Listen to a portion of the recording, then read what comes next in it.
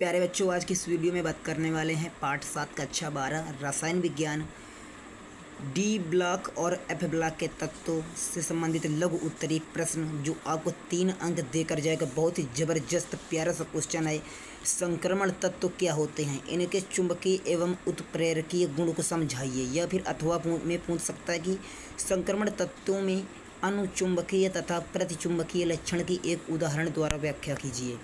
तो बहुत ही सरल शब्दों में इसकी परिभाषा आज हम जानेंगे, तो वीडियो के लास्ट तक बने रहें। वे तत्व जिनमें अंतिम इलेक्ट्रॉन बाह्यतम कोश से पहले कोश या अर्थात यानी जिसे N-1 डी उपकोश में भरा जाता है। यानी कि आप सीधे शब्दों पर कह सकते हैं कि वे तत्व जिनमें अंतिम इलेक्ट्रॉन बाह्यतम कोश से पहले कोश में डी उपकोश में भराया जाए, उसे डी ब्लॉक के तत्व कहा जाता है या कहलाते हैं। इनके गुण यस तथा पी ब्लॉक के तत्वों को मध्यवर्ती होने के कारण इन्हें संक्रमण तत्व भी कहा जाता है। बहुत ही सरल भाषा में आपको समझा दिया है, शायद आपके दिमाग में सीधा सेट हो गया होगा। अब बात करते हैं इसके चुंबकीय गुणों के बारे में। तो चुंबकीय गुण कौन कौन से जल्दी से देख लेते हैं। अधिकांश संक्रमण तत्व डी उपकोश में अयुग्मित इलेक्ट्रॉनों की उपस्थिति के कारण अनुचुंबकीय दर्शाते हैं, जबकि N-1 डी उपकोश या एस उपकोश में सभी युग्मित यानी पेयर्ड इलेक्ट्रॉन रखने वाले संक्रमण तत्व आयन प्रतिचुंबकीय गुण दर्शाते हैं। जैसे कि यहाँ पर एक उदाहरण के तौर पर दे रखा है Cu29 यानी कि Ar3D10 4s1, यानी ये हुआ अनुचुंबकीय। जैसे यहाँ पर दिया गया Cu+228 Ar3D10, ये हुआ प्रतिचुंबकीय। इस प्रकार से दिया गया है। अब बात करते हैं इसके उत्प्रेरकीय गुण के बारे में।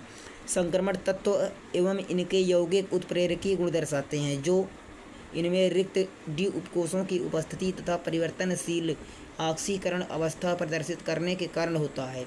उत्प्रेरक के रूप में संक्रमण तत्व या आयन डी उपकोश कम ऊर्जा पर अभिकारकों के साथ मध्यवर्ती संकुल बनाते हैं। सक्रियण ऊर्जा कम होने के कारण निम्न अभिक्रिया का वेग बढ़ जाता है। बहुत ही ज़बरदस्त तरीके से ये क्वेश्चन तो आप लोगों को समझ में आ ही गया होगा। अब बात करते हैं एक और क्वेश्चन के बारे में, और उस क्वेश्चन को बहुत अच्छे से हम आज देखेंगे। क्वेश्चन का क्या कह रहा है, संक्रमण तत्वों की प्रथम श्रेणी में आयनन एंथैल्पी यानी प्रथम और द्वितीय में अनियमित परिवर्तन को आप कैसे समझाएंगे। इसको देख लेते हैं बहुत ही ज़बरदस्त तरीके से।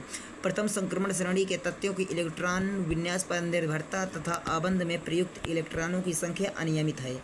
ऐसा 4s3 डी उपकक्षकों का इलेक्ट्रॉन का अनियमित रूप से उपयोग होता है। जैसे DN विन्यास में 4s उपकक्षक में कोई इलेक्ट्रॉन नहीं होता है। जैसे इलेक्ट्रॉनों की संख्या बढ़ती है और s उपकक्षक से d उपकक्षक में इलेक्ट्रॉन का स्थानांतरण होता है, नाभिकीय आवेश प्रभावित होता है। गैसीय अवस्था में M2+ आयन का बनना प्रथम एवं द्वितीय आयनन एंथैल्पी के योग को अन्य ऊर्जा की आवश्यकता होती है।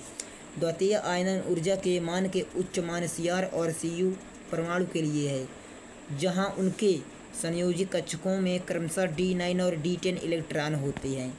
Zn के लिए यह मान कम होता है, क्योंकि दूसरा इलेक्ट्रॉन 4s1 उपकक्षक से निकाला जाता है, जिससे D10 स्थायी विन्यास ग्रहण करता है।